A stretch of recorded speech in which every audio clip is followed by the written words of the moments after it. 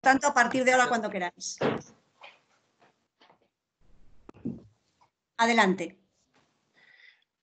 Muy buenas tardes desde España y muy buenos días, América. Como hemos anunciado oportunamente, hoy reanudamos los seminarios mensuales de Derecho Administrativo del Grupo de Investigación de Derecho Público Global de la Universidad de A Coruña. Estaba programado y estaba previsto que el seminario de mayo se celebraría en unas fechas más o menos parecidas a esta, porque el profesor Hugo Elías iba a estar en España dando varios seminarios y vendría a la ciudad de La Coruña para compartir con nosotros sobre la responsabilidad del Estado en el derecho público comparado. La realidad es que vamos a tener la intervención, no físicamente, sino online, y con una circunstancia complementaria, y es que se va a tratar de la responsabilidad del Estado, pero en el marco de esta pandemia, de este coronavirus, del COVID-19, que espero que todos ustedes lo estén superando en sus distintos países y que ya de una vez por todas podamos recuperar la normalidad pronto. Además de agradecer al profesor Hugo Elías, catedrático de Derecho Administrativo en la provincia de Entre Ríos y juez de la Cámara Contenciosa Administrativa y por lo tanto persona avezada en la materia con experiencia y que ha trabajado en un estudio comparado sobre la responsabilidad, le agradecemos, Hugo, te agradecemos mucho tu disponibilidad de tiempo y tu generosidad y magnanimidad para compartir con nosotros. También quiero aprovechar para saludar a todos los compañeros y compañeras del área de Derecho Administrativo que están presentes y que nos están ayudando a que este seminario sea una realidad. La profesora Marta García, la profesora Jennifer, también veo a José Antonio, a Javier Sanz, veo a Manuela y seguramente habrá más, pero no siempre se ven a todos cuando tenemos un número de gente pues que ya pasa de 10 y 20 personas. También quiero saludar muy especialmente a todos los demás miembros del área y de investigadores del doctorado de Derecho Administrativo Iberoamericano que están con nosotros también compartiendo este seminario y bueno, fundamentalmente a todos los profesores de otros países que también nos están escuchando y que nos están viendo. Sé que hay profesores que han participado en los seminarios de los cursos que hacemos para Mariñán. Sé que hay profesores también que han estado presentes en los programas que hemos hecho de Derecho Público Comparado. A todos ellos un saludo muy, muy cordial, un saludo muy cariñoso, agradeciéndoles que hayan tenido la gentileza de conectarse con todos nosotros. Nuestra idea es mantener, por lo menos mientras estemos en esta situación, el seminario de mayo, que ya lo vamos a hacer ahora, el seminario de junio, que será el día 15, y que lo va a impartir el doctor Íñigo Sanz Rubiales, hablando de la emergencia en la contratación en tiempos del COVID. Y ya veremos si más adelante recuperamos, si es posible, la presencialidad o si también mantenemos pues, un régimen dual entre lo online y lo presencial. La metodología que hacemos en estos seminarios, que los que habéis participado lo conocéis muy bien, es que el ponente tiene de media hora, más o menos, para hacer su exposición, y luego pues hay preguntas y comentarios de los distintos intervinientes, de manera que a las 8, es decir, que 90 minutos, a las 8 tenemos que poner fin, porque si no ponemos un horario final, la experiencia es que esto se prolonga y nos pueden dar, no sé, altas horas de la madrugada, y lo que se trata es de que todos aprovechemos el tiempo y que la intervención sirva para mejorar nuestros conocimientos en la materia. Entonces, yo sin más preámbulo, le agradezco mucho al doctor Hugo Elías que nos acompañe y le cedemos la palabra. Profesor Hugo Elías, cuando quiera. Bueno, buenas tardes.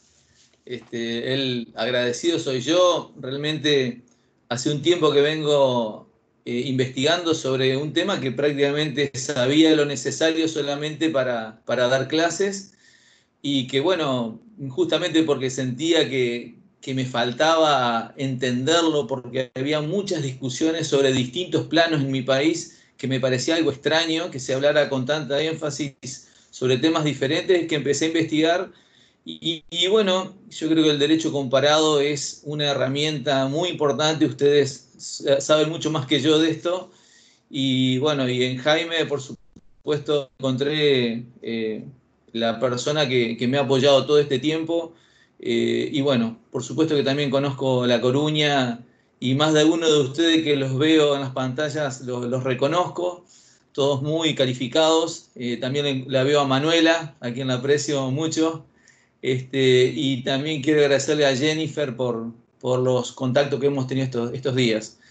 Bueno, la idea es, más allá del título, que ya lo debería decir todo, es tratar de ver en estas excepcionales circunstancias en las que estamos viviendo y graves circunstancias que hemos padecido, cómo ponemos a prueba este instituto de la responsabilidad patrimonial de las administraciones públicas, puesto que realmente, como ustedes saben, cuando un motor se lo quiere poner a prueba, uno le inyecta más revoluciones de lo necesario, ¿no? O un material, cuando uno pretende saber de su resistencia, lo somete a mayor resistencia de la habitual. Bueno, yo creo que estamos en un momento especial para verificar si este instituto realmente, que tiene muchos problemas teóricos y también prácticos, podemos encontrarle algún camino para tratar de resolverlo sobre la práctica concreta, que es ni más ni menos hoy en día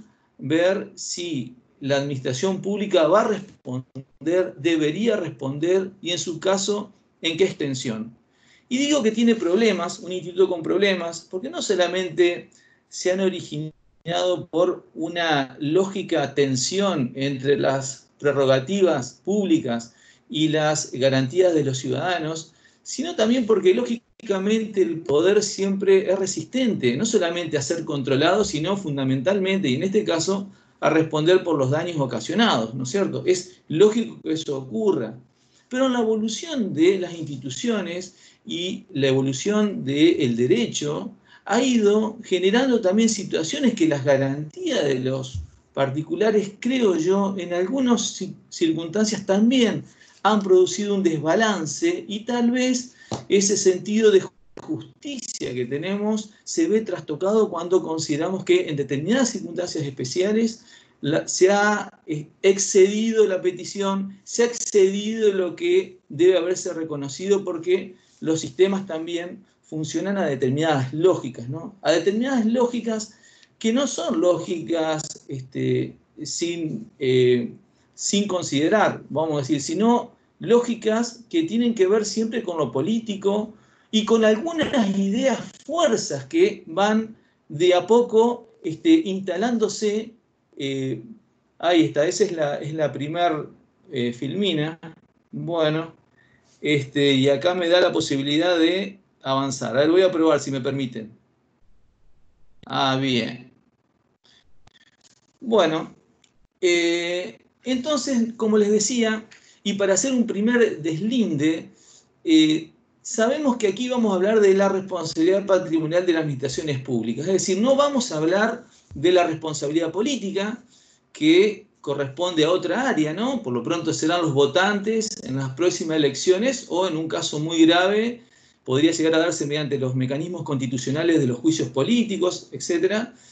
Tampoco vamos a hablar de la responsabilidad penal, que podría darse si algunos funcionarios públicos, en ejercicio de sus funciones, por ejemplo, desatienden gravemente sus funciones y puede llegar a fallecer o a tener daños las personas, daños físicos, ¿no es cierto? O también, ¿por qué no?, en aquellos hechos de corrupción que podrían generar responsabilidad penal.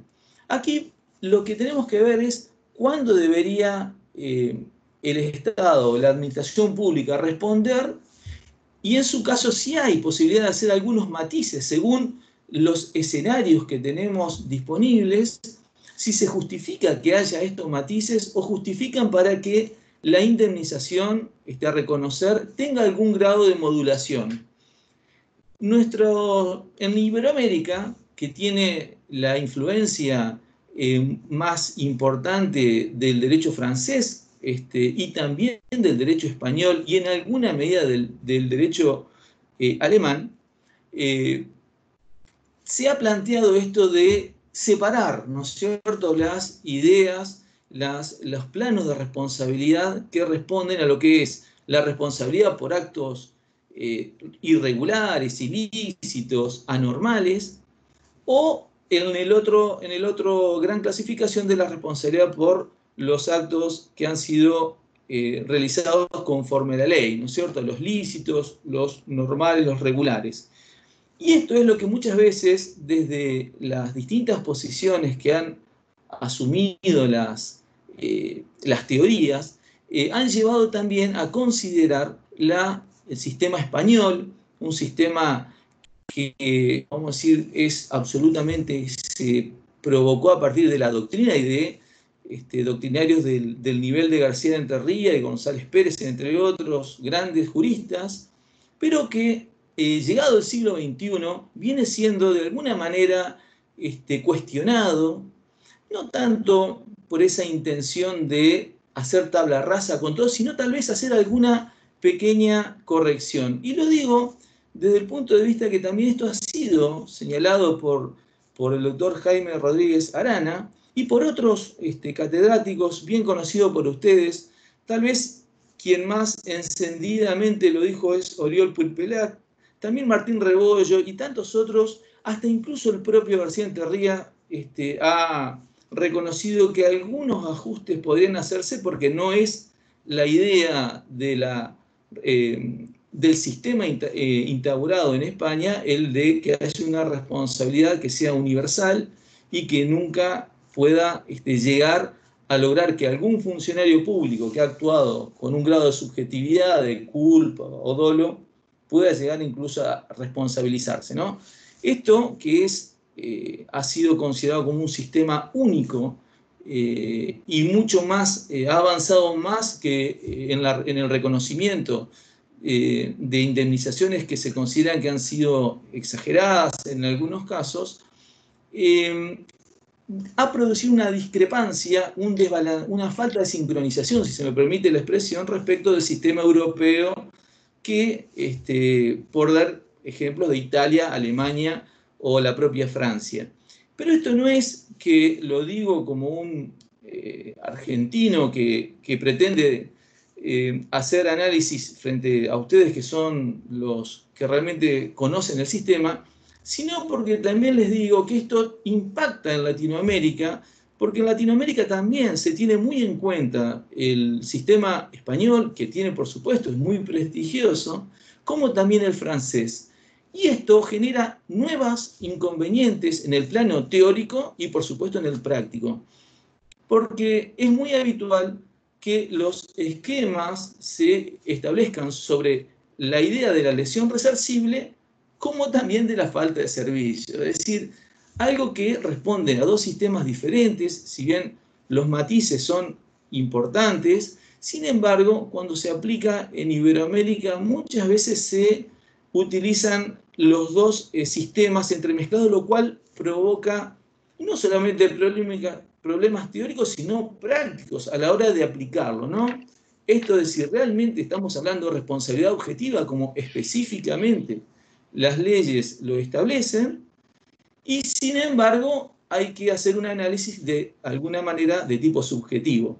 Es decir, se habla de falta de servicio, que a decir verdad es culpa objetivada, y se habla también de responsabilidad objetiva. Esto genera una serie de inconvenientes que, bueno, fueron los que en algún momento me incitaron a hacer un análisis de derecho comparado para verificar cómo es que esto funcionaba y de dónde viene esa explicación, ¿no es cierto?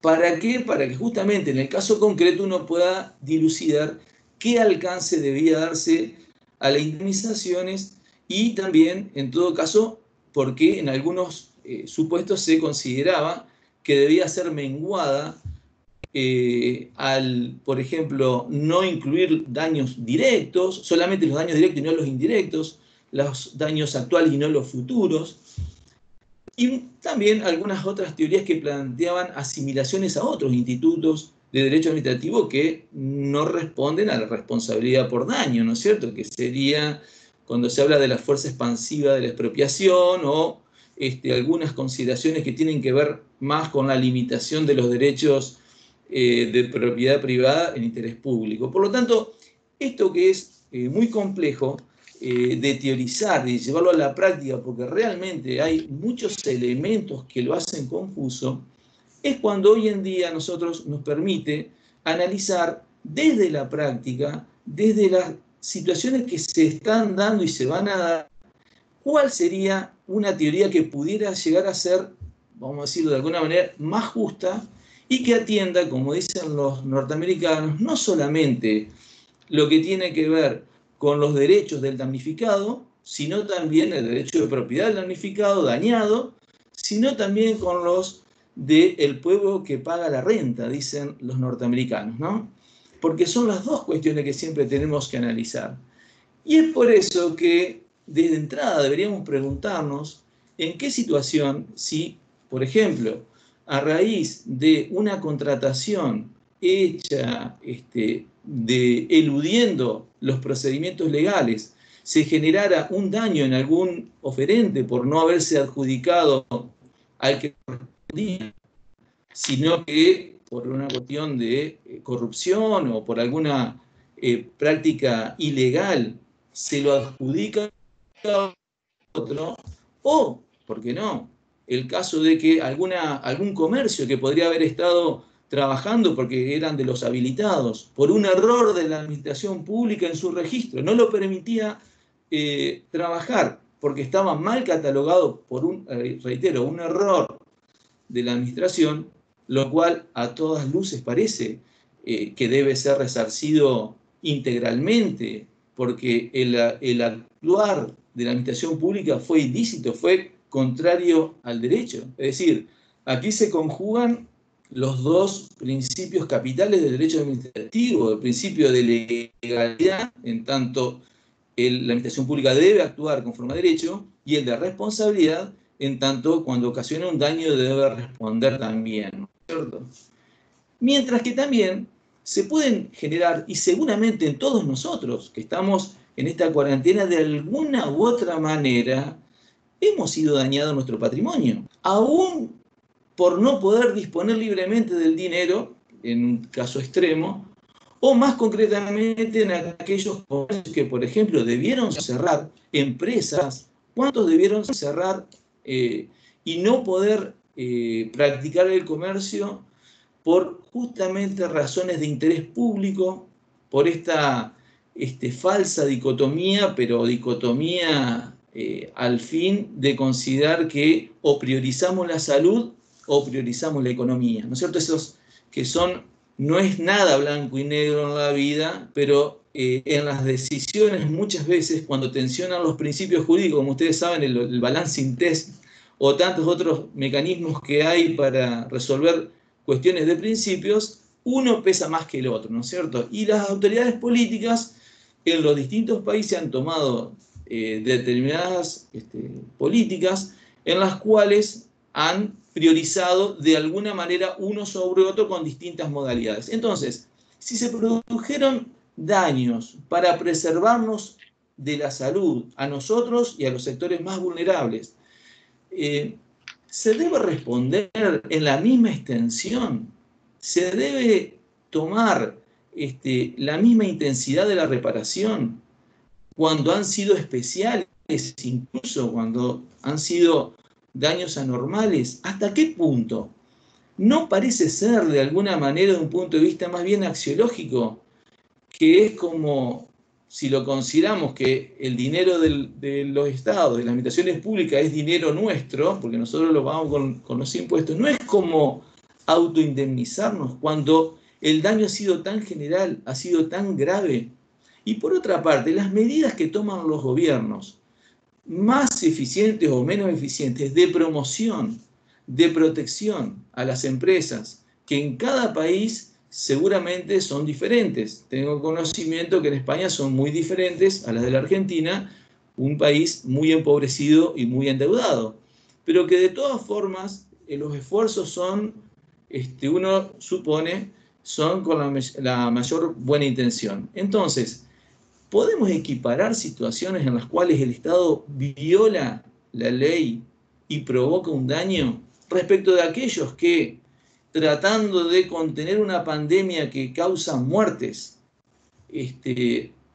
provoca también daños especiales, más allá de los generales que ya debemos soportar?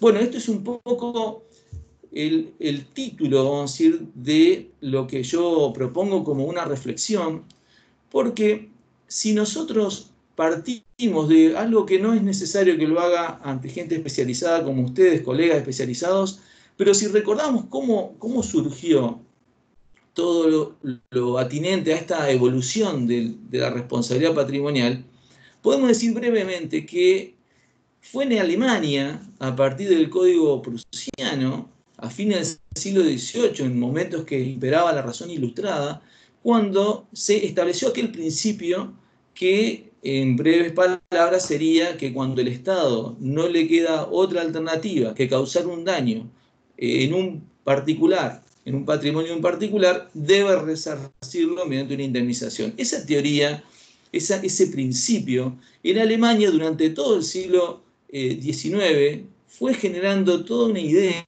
una postura que, como ustedes ya conocen, derivó en la denominada teoría de la indemnización, ¿no? Que tuvo su correlato en Italia con Alessi y también en España con Garrido Falla, ¿no es cierto?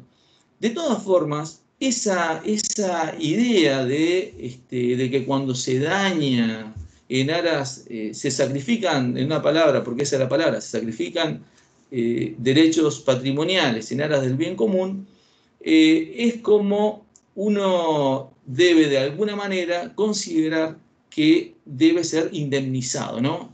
Y aquí siempre se consideró que se hacía una diferencia con aquello que tiene que ver con la restante, ¿no es cierto?, teoría, que es la que se dio en Francia a partir del famoso caso Blanco, en el cual se establecieron las bases del derecho administrativo actual y que irradió también, de alguna manera, los efectos, sus efectos por ser práctica y una teoría muy avanzada, incluso sobre Alemania, ¿no?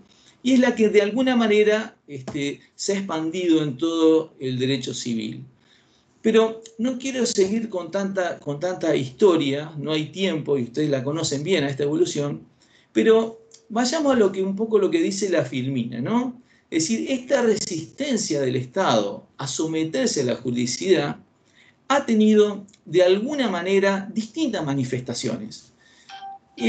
Como el estudio también incluyó el common law, puedo decir que en realidad la vigencia del principio de King can do no wrong, también ustedes deben saberlo, funcionó hasta la mitad del siglo pasado, algo que realmente un poco llama la atención, pero que aún hoy autores que estudian el derecho estadounidense y también el británico consideran que aún sigue siendo el principio general, el de la irresponsabilidad, ¿no es cierto? Más allá que hay que hacer una reclamación previa en la mayoría de los estados, se considera que no deja de ser esto una barrera que el Estado pone para tener un cierto trato diferenciado, ¿no? Más allá de eso no estudiaremos, no haremos referencia. Hay una frase que comenta García Enterría de Schwartz, que dice que estudiar las instituciones de responsabilidad de Estados Unidos y del common law es como retrasar el reloj jurídico, y no creo que sea muy exagerado, con el respeto que merece ese derecho también, porque todavía ellos tienen algunas instituciones como la diferenciación entre actos de autoridad y actos de gestión, algo que nosotros en el derecho continental lo tenemos superado hace tiempo, y que de alguna manera, desde el punto de vista de la ciencia, está un poco como retrasado, que no quiere decir que sean derechos que se han retrasado, porque ellos, en realidad es cierto, la jurisprudencia es muy sabia y en más de una ocasión, si me da el tiempo, la voy a mencionar porque realmente establece principios importantes para a donde queremos llegar. En cambio, en el derecho civil, en el civil law, perdón, lo que nosotros llamamos el derecho continental europeo, se establecieron otro tipo de situaciones que también pusieron de alguna manera a la administración pública en una posición diferente a los particulares, ¿no? Y así tenemos tanto los tribunales administrativos, prestigiosos por cierto, de Francia y en nuestro continente, en Colombia, pero siempre estableciendo un procedimiento administrativo. En algún momento también se establecía la necesidad, hace mucho tiempo ya, de una autorización o venia legislativa. Es decir, todos los mecanismos estatales, siempre algún obstáculo con mayor o menor intensidad se fueron estableciendo para, vamos a decir, contener de alguna manera la posibilidad de resarcir fácilmente, ¿no? Más allá que todos conocemos que la reclamación administrativa tiene buenas intenciones, en muchas ocasiones son simplemente obstáculos, ¿no es cierto? Cuando no son eficaces, no tienen, son simplemente reiteración de negaciones de ya muchísimas ocasiones, es decir, son como en algún caso contra la Argentina, denominado Narciso Palacio, muchas veces constituyen vericuetos o ciertos obstáculos que desorientan a los ciudadanos y que no tienen ningún sentido realizarlo, ¿no es cierto? Pero eso no podemos decir que sean todos los sistemas así, ¿no es cierto? Porque eso sería injusto. De todas formas, también, de otra manera, en otros países como en Uruguay y Argentina, hasta hace poco tiempo, que ya sí se dictó una ley especial, siempre se aplicó derecho administrativo derivado, siempre con una adaptación del Código Civil, ¿no es cierto? Y ahí siempre estuvo presente esta idea que también un poco alemana, ¿no? De que cuando una vez que está determinado que hay daño, se aplica el derecho civil. Y esto vamos a ver que de alguna manera no es del todo incorrecto, ¿no? También, por supuesto, dentro de lo que es el civil law, como hoy mencionaba, están los dos factores de atribución o el centro de referencia, ¿no? De la responsabilidad patrimonial, que es la falta de servicio y la lesión resarcible a la que hoy aludía al comienzo, ¿no es cierto? Por otra parte, también hay alguna otra consideración respecto a lo que es la imposibilidad o dificultad de haber, una vez obtenido una sentencia de condena, de efectivizar la misma y poder percibir el resarcimiento, ¿no?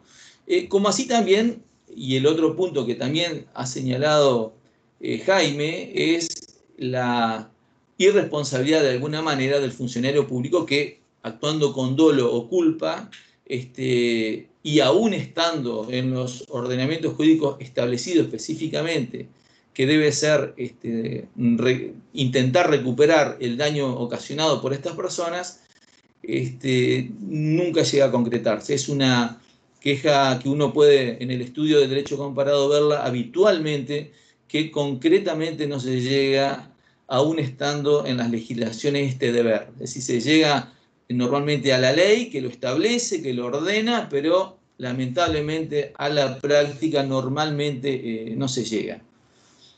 Entonces, nosotros podríamos decir muy rápidamente que podría considerarse que podemos diseñar un régimen autónomo de responsabilidad de las administraciones públicas que sea con un común denominador para todo el derecho iberoamericano, al menos, a partir de dos ideas fuerzas, ¿no?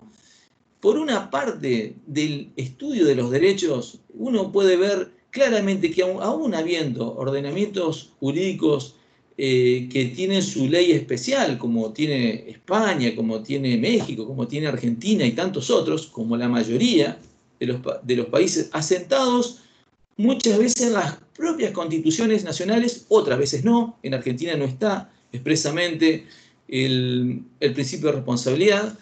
Sin embargo, cuando se trata de la actuación irregular o anormal, ilícita, se podría decir que más allá del factor de atribución, que normalmente es el de la falta de servicio, o las consideraciones propias del sistema español respecto de la lesión resarcible, verdaderamente no hay mucho más que agregar que aplicar las reglas generales de la responsabilidad, ¿no es cierto? Que en algunos casos se le denomina ya responsabilidad civil, porque prácticamente no hay tantas diferenciaciones en los presupuestos, como así también en lo que hace al deber de responder integralmente, ¿no es cierto? En cambio, como decía hoy, en los casos de responsabilidad por actividad normal, regular o lícita, cuando hoy daba el ejemplo de lo dificultoso que sería una vez que pase todo esto, ojalá pase pronto lo de la pandemia, quienes se consideren dañados, podríamos decir que prácticamente todos podríamos decir que estamos dañados. Y si aplicáramos sin más las consideraciones civilistas de que todo daño debe ser resarcido, verdaderamente sería imposible que el Estado haga una especie de caja social, sería, ¿no?, aquella idea que Duguid de alguna manera planteó en su momento. Y por eso es que es lógico que se establezcan algunos recortes, ¿no? ¿Y cuáles serían los recortes? Bueno, es lo que en el derecho comparado, tanto nacional como también los tribunales internacionales, hablan del concepto de indemnización justa, ¿no? Y volvemos a la teoría de la indemnización, si se quiere, pero no tomemos todavía lo que dicen los alemanes, sino les comento lo que pude averiguar a partir de estudios de fallos, tanto de las Cortes internacionales de justicia como de los tribunales de la Comunidad Europea y también los americanos. Y siempre aluden al concepto de indemnización justa, ¿no? ¿Y qué sería la indemnización justa? Bueno, por lo pronto podríamos partir que debería ser la integral, ¿no es cierto?, con algunos pequeños recortes que estén establecidos en ley. Porque ahí viene una nota muy importante, que es que todo recorte a nuestros derechos constitucionales, como es el de la propiedad, deben ser establecidos por ley. Es el legislador el que debe establecerlos. De allí que si hay alguna legislación que establece que solamente comprenda determinados efectos de los daños o de alguna manera algún recorte en los mismos, en Argentina, por ejemplo, se excluye la ley nacional, es decir, no la de las provincias, porque es el derecho local, al lucro cesante, ¿no es cierto?, en el caso de responsabilidad por actividad ilícita. Yo no digo que eso sea justo, porque debería ser considerado caso por caso. Y ahí sí se pone un gran peso en las espaldas del Poder Judicial, pero que también es muy difícil determinar genéricamente cuándo una indemnización es justa si uno tiene corset legales para determinarlos, pero sí la posibilidad de hacerlo, ¿no es cierto? En concreto, la ley debería permitir, pero el que en definitiva lo concrete debería ser el juez, ¿no es cierto? Y es esto con, por supuesto, ciertos límites, ¿no? También, y yendo a la jurisprudencia norteamericana, dice que está bien, como les decía hoy, debemos entender compensar los intereses de la administración pública, del Estado, con los del pueblo que debe pagar la cuenta, ¿no? Pero en este caso lo que debe hacerse es ni más ni menos que remitirse a lo que es el test de razonabilidad, ¿no es cierto?, que concretamente nos dice que no puede constituir la limitación un despojo, ¿no? Es decir, afectar el núcleo del derecho de propiedad, que es lo que debe evitarse en todos los casos, ¿no?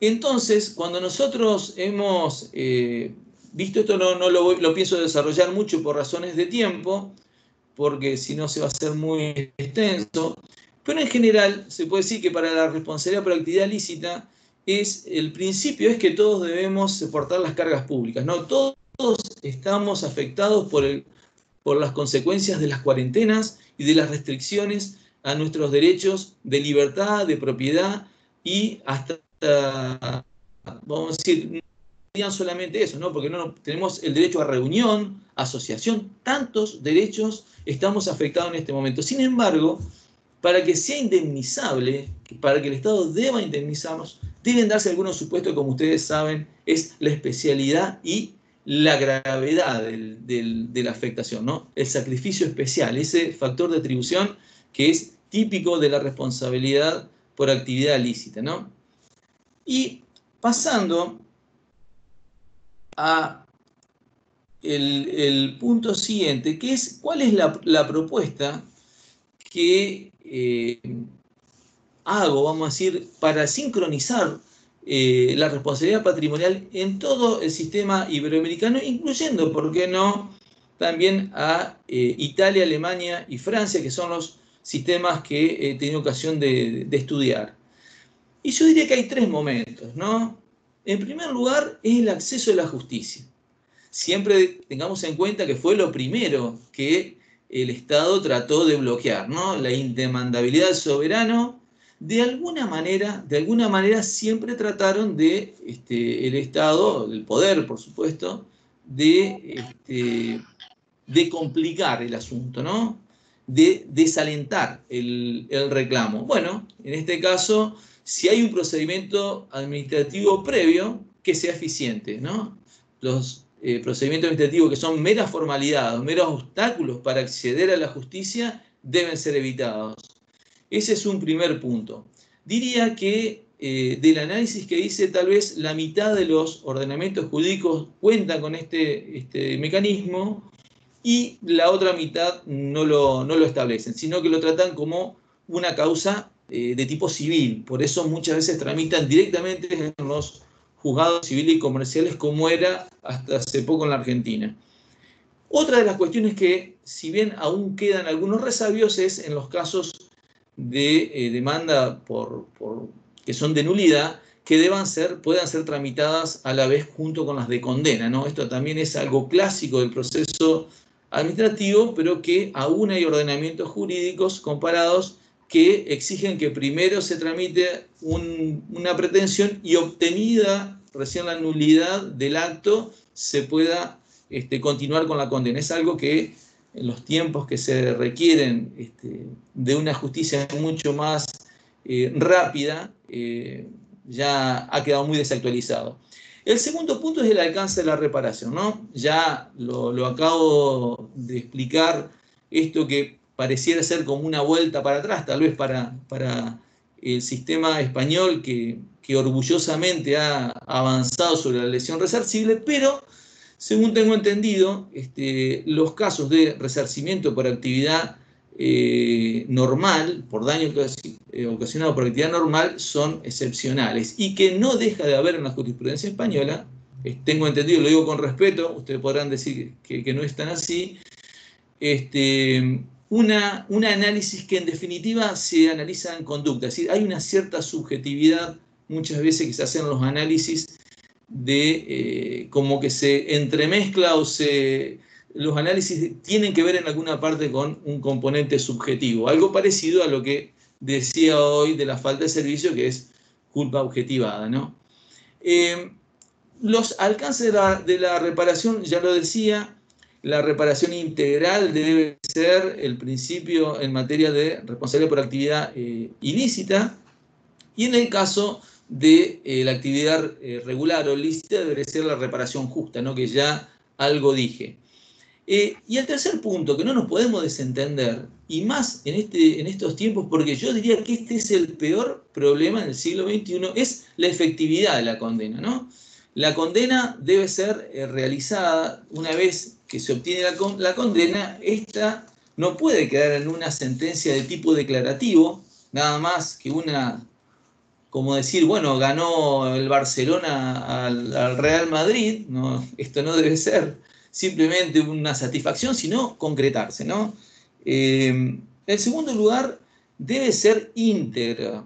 Otra de las cuestiones muy habitual es que el transcurso del tiempo, que también impacta en el principio del tiempo razonable de los procesos, hace que en muchas ocasiones lo que termina siendo una sentencia obtenida favorablemente se va difiriendo en el pago porque no se incluyen en los presupuestos, no se liberan las partidas y termina siendo un nuevo problema, ¿no? Y sobre esto no hay garantías, no hay acceso, no hay posibilidad porque ya los instrumentos jurídicos se agotaron.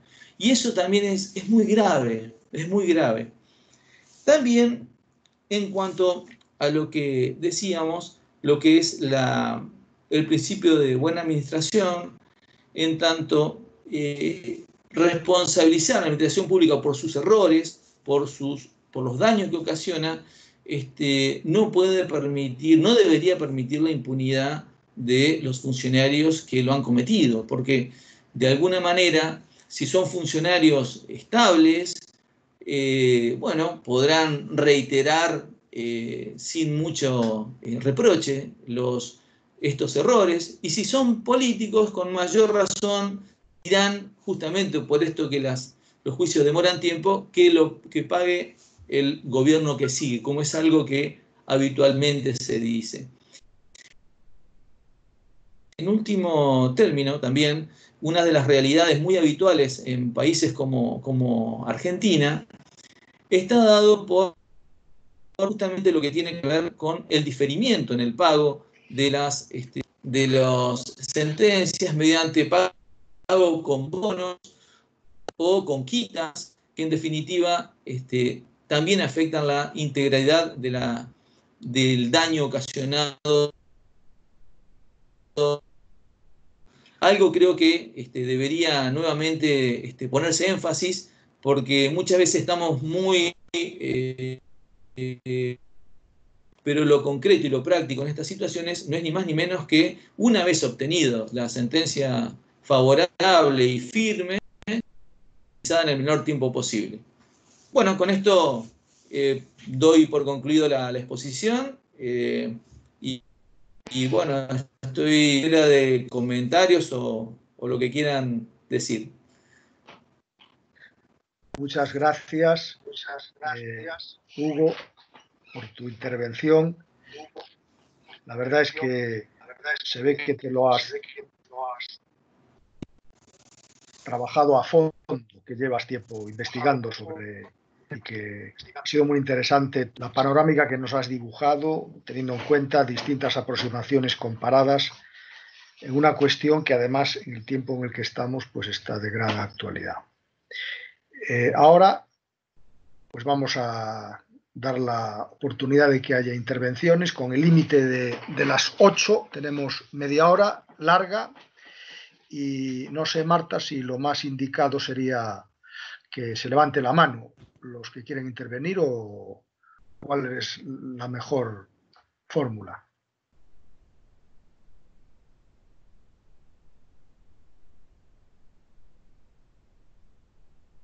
No se te oye. Ahora sí. Ahora. Si hay muchos interesados en hablar, lo más razonable es que cada uno de ustedes se mueva con el ratón por la pantalla y verán un cuadro de mandos donde aparece el micrófono, la cámara de vídeo, 3 puntitos y una mano.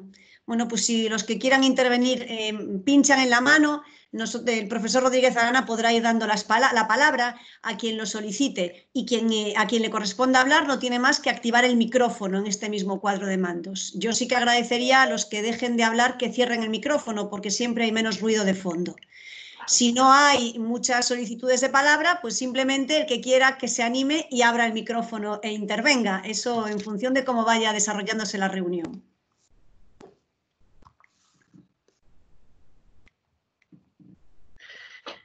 Siempre cuesta abrir el fuego porque es algo que...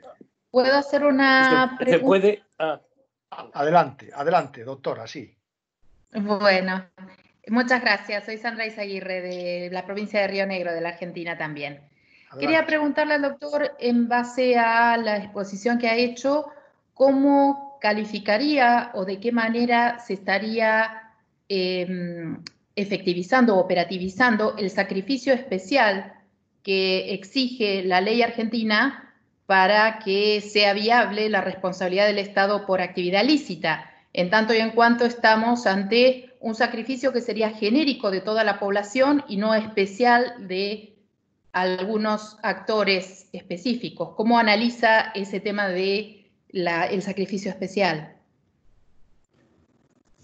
Bueno, justamente en países pobres como la Argentina, lamentablemente, digo pobres no por las riquezas que tiene, sino por las arcas del Estado, ¿no? Lamentablemente es crónico esto.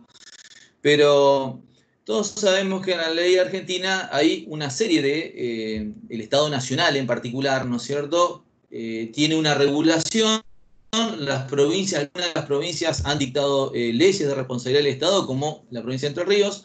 No sé, no recuerdo si su provincia también tiene una ley específica. Lo cierto es que a partir de ahí es que se hace el análisis, ¿no? Es decir, la especialidad estará dado por una vara muy alta, evidentemente, y que debería analizarse con mucha prudencia, porque como usted señaló, los daños son y serán realmente muy cuantiosos, ¿no es cierto? Entonces, la posibilidad de reparación estará muy acotada. Lamentablemente, siempre tiene que hacer comparaciones exageradas para a veces poner a prueba lo que dice, ¿no? Es verdaderamente como que hemos tenido una guerra prácticamente, ¿no es cierto? Y cuando hay guerra prácticamente la gente no va muy animada a los tribunales a pedir que se le resarza, ¿no? Lo cierto y concreto, yo creo que va a ser muy difícil establecer en materia de actividad lícita, no así por actividad ilícita, por supuesto. Ahí sí va a ser mucho más sencillo, porque hubo errores, hubo fallas.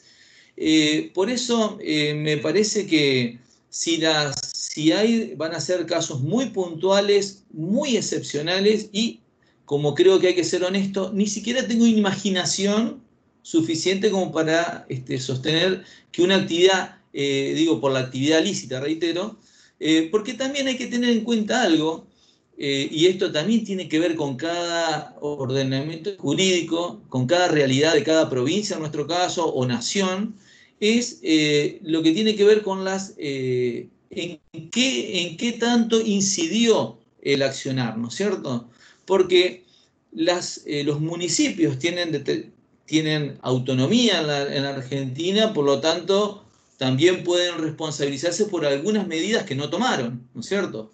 En el caso de las provincias también tienen ciertas habilitaciones que son normalmente las encargadas de hacer el poder de policía y de habilitar algunas que otras actividades. Y es la nación la que en definitiva, de acuerdo a determinadas de los decretos de necesidad de urgencia que están quitando en la Argentina, las que establecen otros parámetros. Yo creo que la única posibilidad que habría es en un caso muy evidente de restricciones excesivas que verdaderamente hayan provocado innecesariamente, ¿no es cierto? Sería, pienso yo, un caso de algún estado o provincia que no tenga ningún caso, por ejemplo, y que mantenga una cuarentena muy estricta durante excesivo tiempo y sin un riesgo probado por la ciencia, no por el mal humor que genera la cuarentena, de que se está generando un daño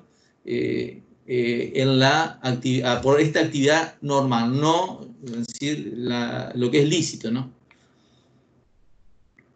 Muchas gracias, profesor González Elías. Profesor Javier Sanz, adelante, Javier. Hola, ¿qué tal? Bueno, felicidades por su intervención, profesor Hugo. Y simplemente usted ha destacado la gravedad de las circunstancias. Y yo no sé si el régimen, tanto en Latinoamérica, en toda Latinoamérica, en Argentina, en España, son tan las circunstancias tan excepcionales.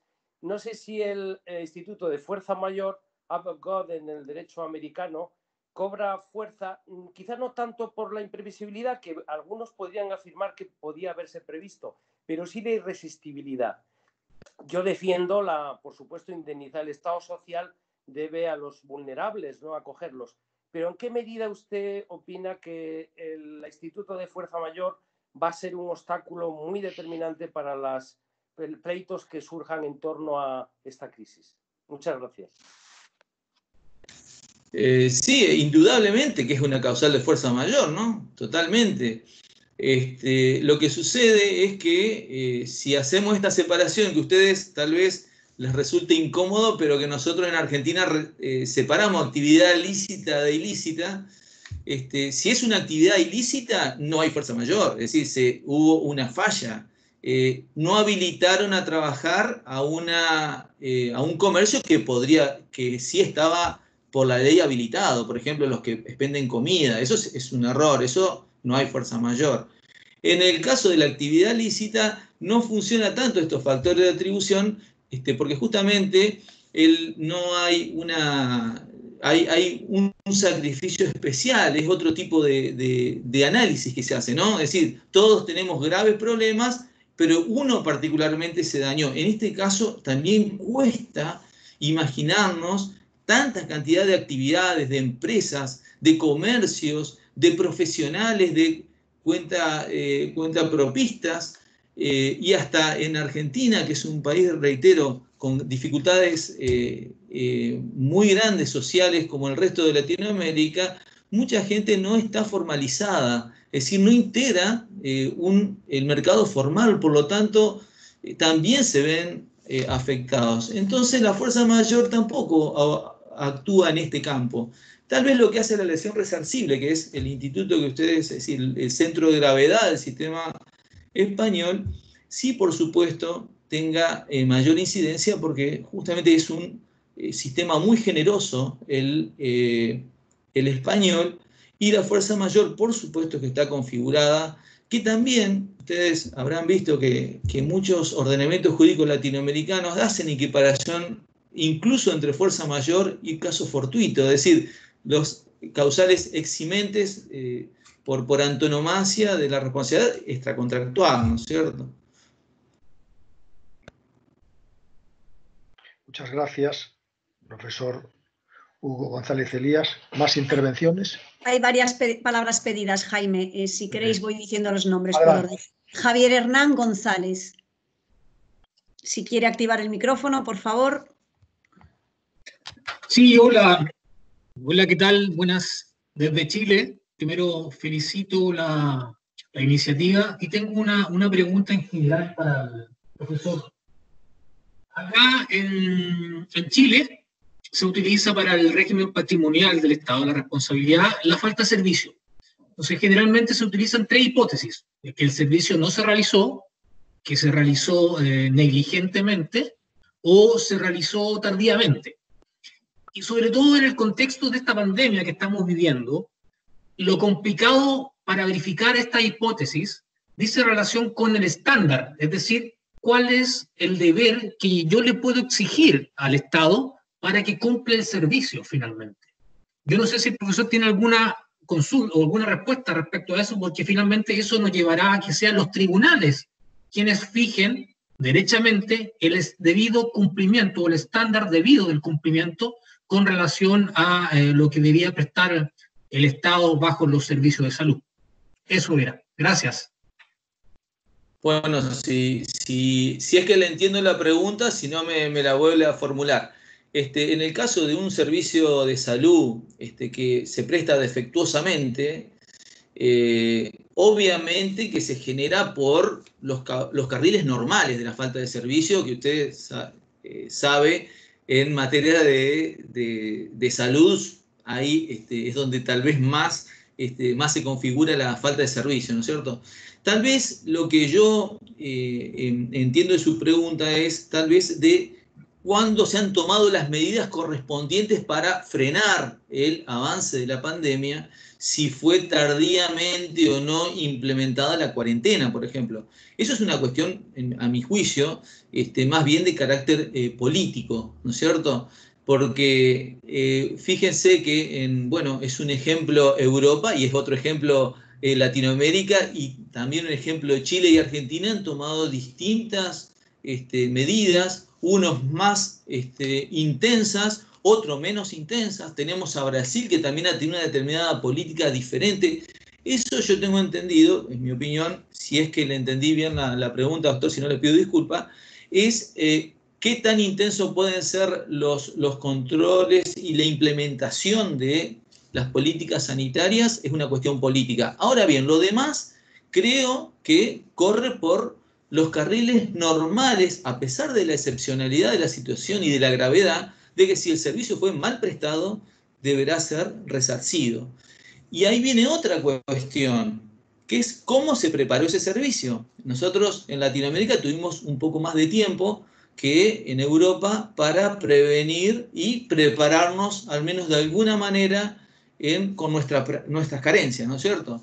Bueno, eso también será una cuestión que me parece que está en el borde de lo político y lo jurídico, porque si llegó a suceder, yo creo que no ha sucedido en Chile, aquello que se nos comentaba o que los noticieros comentaban que sucedía en Italia, de que directamente había algunos profesionales médicos que decían, no, respiradores hay para estas personas y no para estas, porque bueno, hacían selección por personas de edades o vamos a decir, si eran mayores, no atendían ante alguien que fuera más joven. No sé si eso en realidad uno lamentablemente a veces se maneja con informes que no puede chequear. En esos casos tal vez también habría que ver si no podría llegar a darse una situación de haber elegido por la vida de una persona, ¿no? En un estado de necesidad, vamos a decir, gravísimo, pero que no estamos en condiciones desde acá de saber si eso se podía haber o no evitado, de haber actuado con mayor diligencia. Le reitero, no sé si es lo que usted preguntaba, doctor.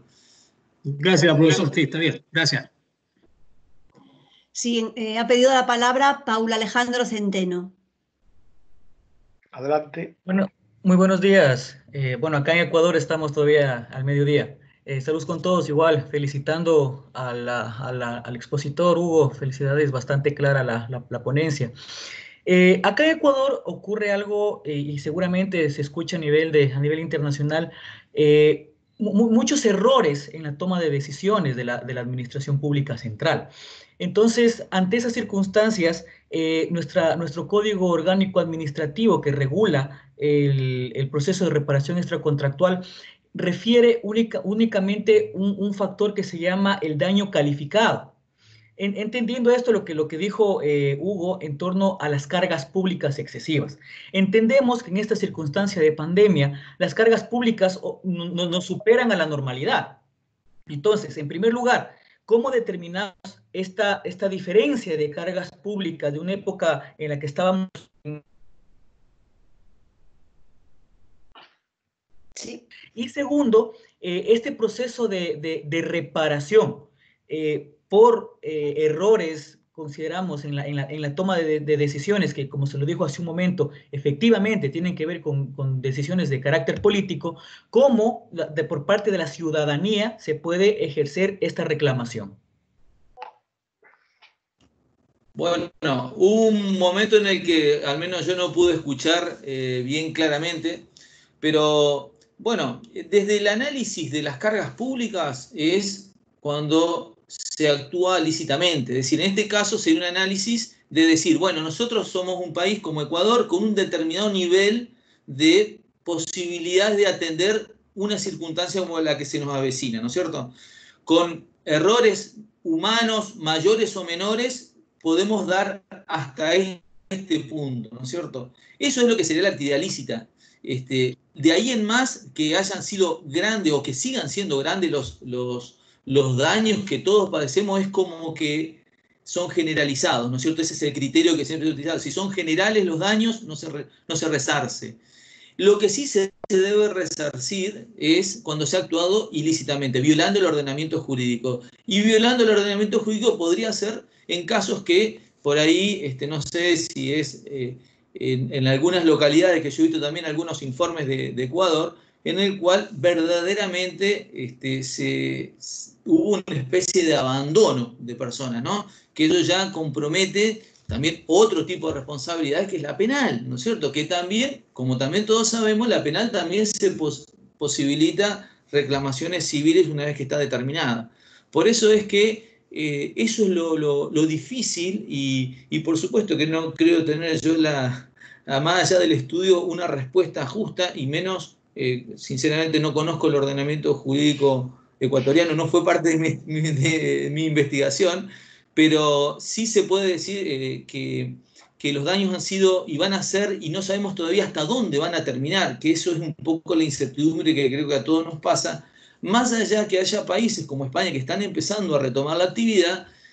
China ya lo hizo, pero también no se sabe cuándo esto va a terminar del todo. Entonces, es difícil establecer los daños especiales que justificarían en la responsabilidad lícita acceder a una indemnización, ¿no es cierto? No sé si fui claro en lo que usted pretendía que responda. Sí, doctor. La segunda parte creo que también fue la cuestión de la señal de Internet. Era si es que cuando estamos haciendo referencias a políticas públicas, estas son fuentes de reclamaciones, porque efectivamente estamos hablando de servicios públicos mal prestados de forma inoportuna, etc.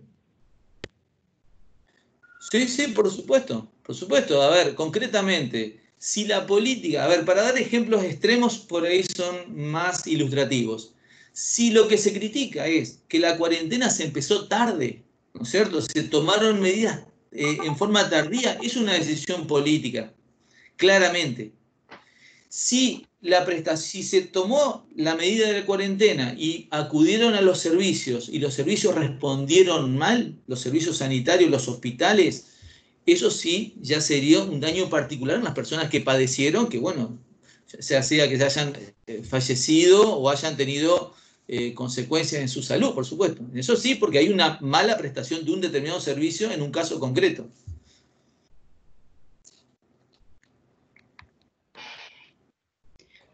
Okay, muy bien. Gracias. Seguimos avanzando, Jaime. Quedan 3 manos pedidas. Si nos da tiempo, trataremos estas 3 y después iremos viendo. Tiene la palabra José Bouzas. ¿Me escuchan? Sí, perfectamente. Ok.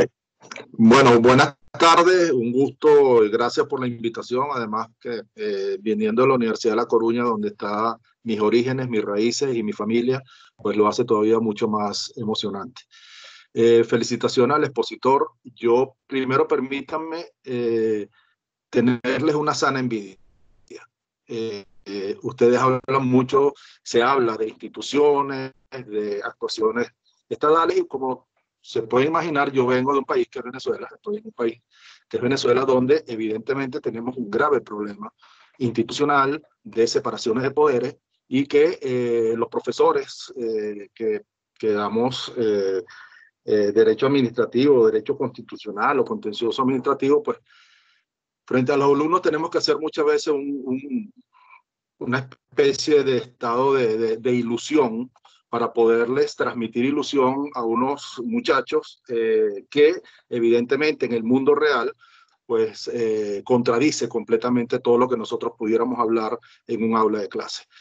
Frente a esto, doctor, a mí lo que me preocupa y lo que quisiera puntualizar es el papel del ciudadano frente al Estado en situaciones como la que tenemos acá en Venezuela. ¿Cómo hace el ciudadano frente a un Estado donde no funciona la separación de poderes? ¿Cómo delimitar las actuaciones de lo que es el Estado, de las actuaciones de funcionarios determinados del Estado que con declaraciones o actuaciones pudieran causar daños colectivos? ¿Y cómo puede hacer ese ciudadano para obtener reclamación o resarcimiento de daños que el Estado pudiera ocasionar? Yo entiendo que en la frontera de lo nacional va a ser muy complicado, porque el Estado, al controlar todas las instituciones, pues también va a controlar el tema de la responsabilidad, pero ¿qué acceso a órganos internacionales de justicia se pudieran establecer para estos resarcimientos? Muchas gracias. Bueno, por supuesto que la gravedad de la situación de Venezuela, que es expuesta por todos los venezolanos que tienen la posibilidad de expresarse como usted, lo cual demuestra que, bueno, en esto sí podemos decir que no son los medios los que nos están diciendo algo diferente. No es algo inhabitual, lamentablemente, en Latinoamérica. Es decir, en nuestro país también, cuando yo tenía otra edad, era chico, pero estaba el gobierno militar, y bueno, vivíamos también en una especie de ilusión, pero era otro tipo de ilusión, ¿no? Porque en realidad parecía que estaba todo quieto, pero estaba en realidad vulnerándose de grave manera los derechos de personas. Y ahí es donde tomó, mucho antes del auge actual que tienen los organismos internacionales de derechos humanos, ya ahí ya empezaron a hacerse eco de distintas formas, de la manera que se pueda. Usted sabe que la forma de acceso a estos tribunales es bastante informal cuando hay imposibilidad generada por el propio Estado, porque justamente los que son demandados son estados.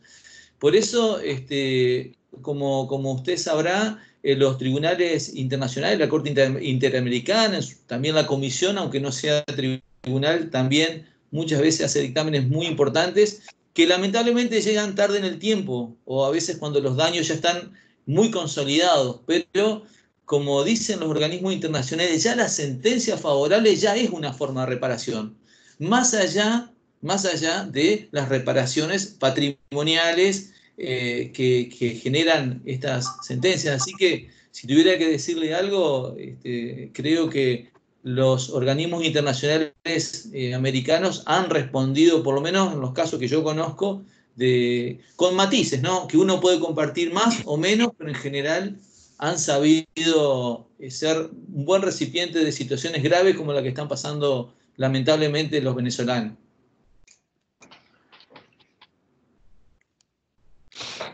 Muy bien, seguimos. Tiene la palabra Manuel. Manuel, por favor. Buenos días. Sí, Manuel, ¿tiene activada la cámara? Buenos días. Sí, buenos días. ¿Nos oye, Manuel? Sí, correcto. Si quiere activar la cámara de vídeo, si no, se le escucha perfectamente. Muy amable. Quería primero agradecer por la invitación de la Universidad de Coruña y el profesor Jaime Rodríguez Arana, que de manera online también va a estar por acá en mi país, Perú. Puntualmente, porque el tiempo es escaso, el expositor nos ha hecho una muy buena disertación y un análisis de lo que es la responsabilidad del Estado, ¿no? Yo quería tomar ese concepto y en lo que es legislación latinoamericana, quizás, ¿no?, tomando como referente la legislación argentina y su jurisprudencia, puede ser un límite a la responsabilidad del Estado. Por ejemplo, a la no protección del personal sanitario, ¿no?, con material, con defensa, con una infraestructura de los hospitales temporalmente temprana, ¿no? El principio de sacrificio compartido, ¿no?, propio de justamente la legislación argentina, eso por un extremo. Y otro análisis a tener en cuenta en la responsabilidad patrimonial es los eventuales arbitrajes que no solamente se van en Argentina. Por ejemplo, en el caso peruano también se ha dado, Argentina me parece que en Mendoza o en Rosario, en el caso peruano ha salido una ley de peajes en la cual suspende el cobro. Obviamente, para no entrar a un análisis de lleno, faltaría datos y tiempo, quisiera saber si este principio, ¿no?, de sacrificio compartido es un concepto que puede nutrirse del reequilibrio económico-financiero, por ejemplo, o desde el derecho privado del denominado principio de culpa compartida, ¿no? Gracias. Bueno, si tuviera que pensar en un principio del derecho público, el principio de solidaridad, ¿no es cierto? El principio de solidaridad es el que en derecho público funciona de la misma manera que el sacrificio compartido. Nosotros, cuando se nos piden las autoridades que seamos solidarios, es, creo, el concepto que cabe para entender que lo nuestro se relaciona con los demás, y aún uno no enfermándose o enfermándose de alguna manera, provocando el mero riesgo de no interesarle a uno su propia salud, el derecho público exige que uno piense en los demás, ¿no es cierto?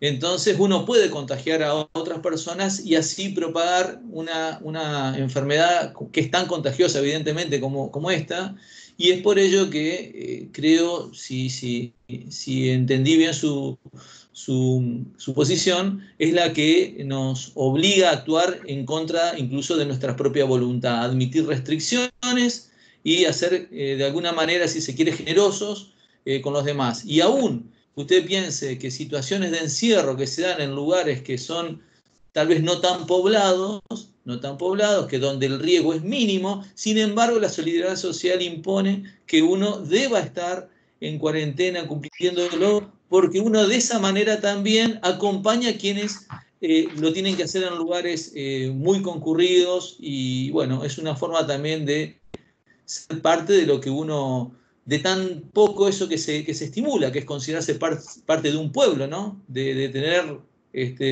las mismas aspiraciones, en este caso de algo que en algunos supuestos se ha asimilado a una especie de guerra, ¿no? Como una especie de decir, bueno, combatamos a este enemigo que es invisible, que puede estar al lado nuestro y no nos damos cuenta. Por eso creo que es la solidaridad el valor que aquí se nos está exigiendo. Sí, por último tiene la palabra o ha pedido la palabra doña Jessica Vivas Rosso. Hola, muy buenas tardes. Saludos a todos. Jessica Vivas, venezolana varada en España como consecuencia de la pandemia de COVID-19.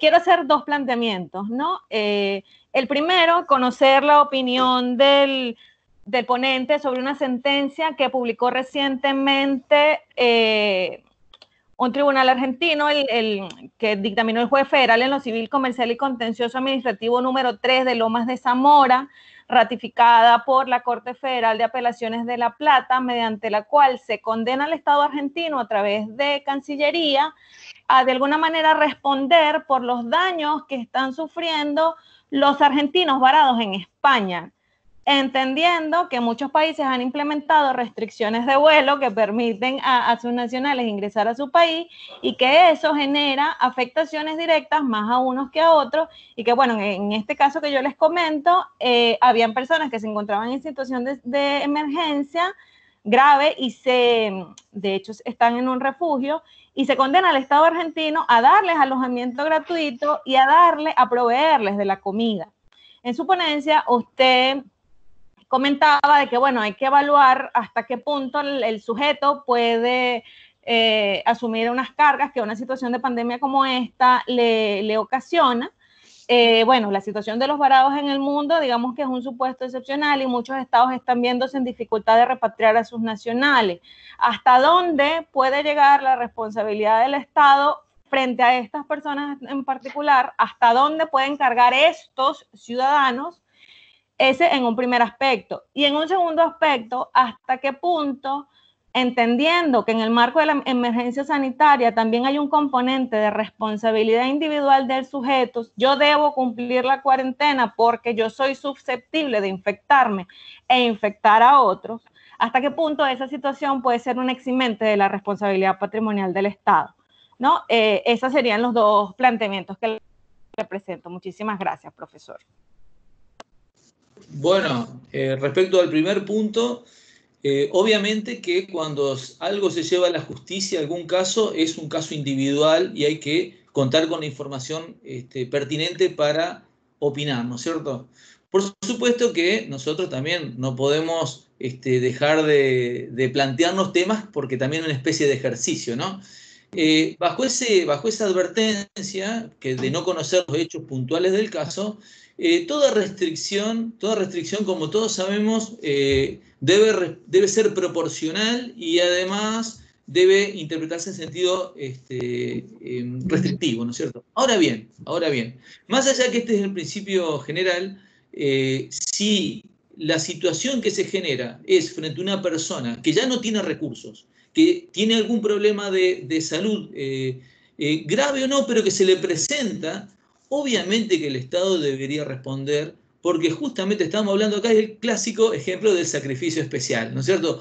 Si bien podemos decir que son miles los argentinos, creo todavía, que están fuera del país y no pueden regresar, no dejan de ser el caso arquetípico del sacrificio especial. Por eso deben ser atendidos en sus derechos humanos y como ante una situación tan excepcional y tan grave y tan dura para estar incluso fuera del país.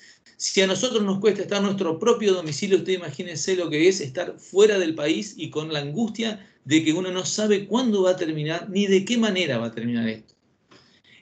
Respecto al segundo punto, creo yo que lo que debería ponderarse es uno de los eximentes típicos de responsabilidad del Estado, que es la culpa de la víctima, ¿no es cierto?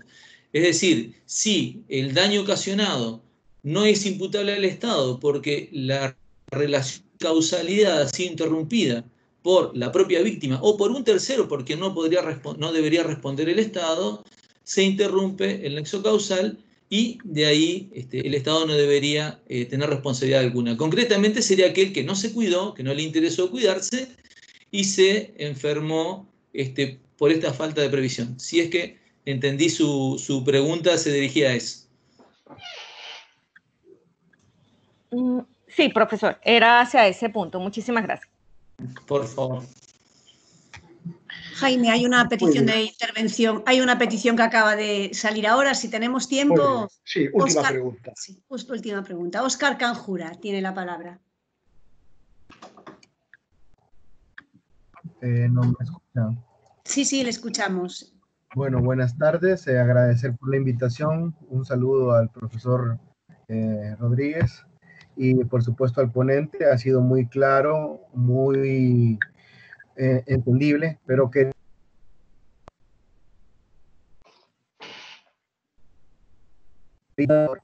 preguntar.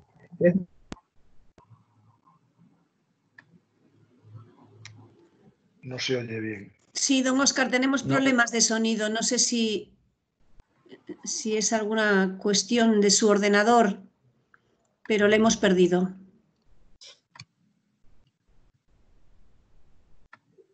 ¿Sí? Ahora le estamos viendo. A ver si es posible escucharle. Está con el micrófono apagado. Acá estoy ya. Ahora, sí, ahora. Profesor, la consulta es esta. De acuerdo a la legislación nuestra, se establece la responsabilidad personal del funcionario de la administración previo a exigir la responsabilidad por parte de la administración pública. ¿Representa algún tipo de valladar el hecho de individualizar en este contexto de pandemia las actuaciones por parte de estos funcionarios? ¿Qué vislumbra usted de cara a poder ejercer las acciones legales pertinentes de cara a esta individualización de responsabilidades? Muchas gracias. ¿Me dice de qué país es usted? Del Salvador. Del Salvador. Era por las dudas, había leído la legislación. No alcancé a escuchar bien la última parte, pero tengo entendido que se refería a la posibilidad de responsabilizar al funcionario público en este tipo de casos, cuando en realidad es muy difícil determinarlo, ¿no es cierto? Bueno, justamente, si algo caracteriza la falta de servicio es la impersonalidad, ¿no es cierto? Es decir, el Estado deberá responder cuando no se puede determinar la responsabilidad específica y aun cuando se la determine. Normalmente, no conozco la legislación, no creo que sea diferente a las del resto de Iberoamérica, a la salvadoreña, pero normalmente en la causa se lo cita como un tercero para que luego la administración pública, de tener que afrontar, eventualmente, si es que debe afrontar, se inicia una acción de reintegro al funcionario. En el caso del funcionario, como también todos sabemos, es responsabilidad subjetiva, ¿sí? Aquí ya no funciona la culpa objetivada ni la objetiva, si se quiere. Por lo tanto, deberá probar que hubo culpa o dolo.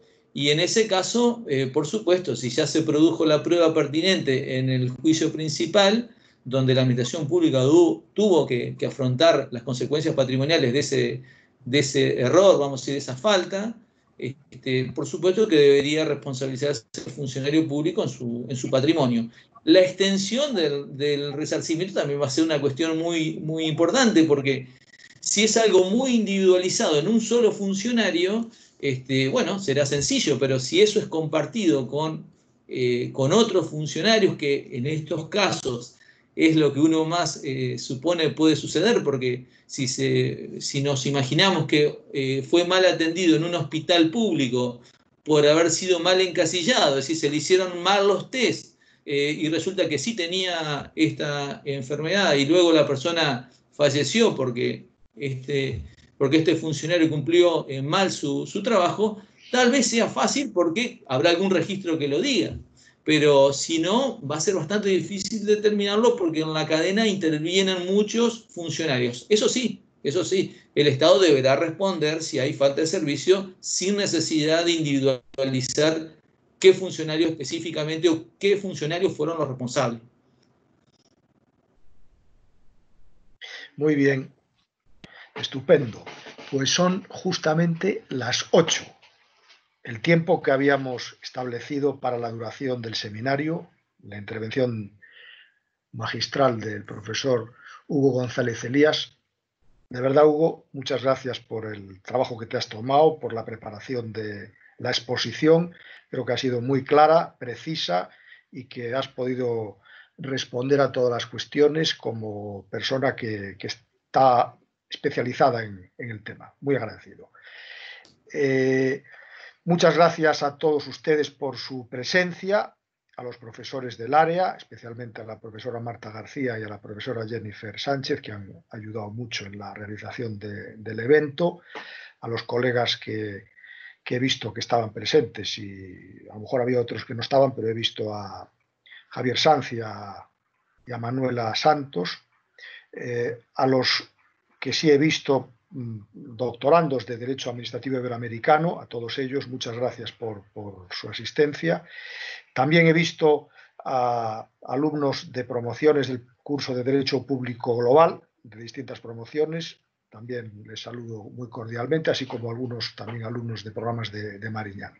A todos ustedes, muchas gracias por su presencia. Este es un tema muy importante, capital y cardinal del derecho administrativo, que el tiempo en el que estamos también tiene relación con otra cuestión que seguro que está en la mente de todos y que es el derecho fundamental a una buena administración, porque una buena administración no es aquella, en mi opinión, que tiene que indemnizar continuamente porque es muy diligente en los expedientes de responsabilidad, sino aquella que, precisamente porque es diligente de verdad, no causa daños, no causa perjuicios, es sensible a los derechos fundamentales, y en el tiempo en el que estamos, pues estamos comprobando cómo esa necesidad de una buena administración que resuelva con equidad, que resuelva en tiempo oportuno, que pueda proteger a todos los ciudadanos, especialmente a los más frágiles y vulnerables, pues es muy importante. Bueno, muchas gracias a todos.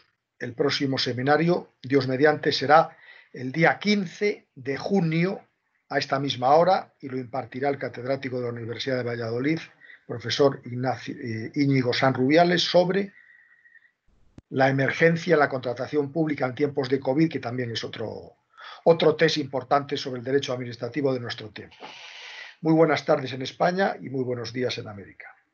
Hasta el día 15. Adiós. Muchas gracias. Gracias. Adiós, muchas gracias.